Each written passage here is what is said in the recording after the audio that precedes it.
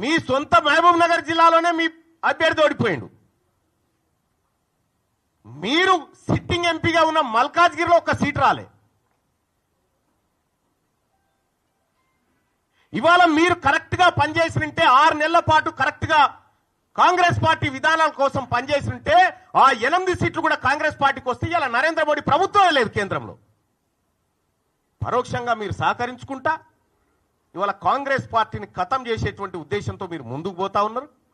మీరు పొండి మీ విధానాలు కూడా అర్థమవుతా ఉన్నాయి. నిన్నగాక మొన్న కాంగ్రెస్ పార్టీ ఎమ్మెల్సీ అభ్యర్థి నరేందర్ రెడ్డి గారు ఆయన ఎన్నికల ప్రచారానికి పోయి ఈయన గెలిచినా గెలవకపోయినా ఒకటే అని చెప్పి,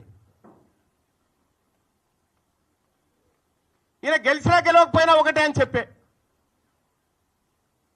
మరి నరేంద్ర మోడీ గారు బొమ్మ పెట్టుకున్నటువంటి బీజేపీ అభ్యర్థి ఆడ గెలుస్తా ఉన్నాడు.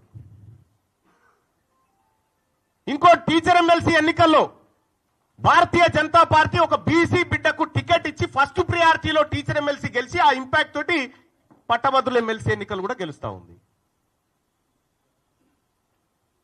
మీరు జిల్లాలు మొత్తం ఈ మెదకు, ఆదిలాబాద్, నిజామాబాద్, కరీంనగర్ పిట్ట తిరిగి నడుదిరిగి ఎమ్మెల్సీ ఎన్నికలు ఏంది ఫలితం? ఇవాళ ఎందుకు తారుమారైతా ఉంది?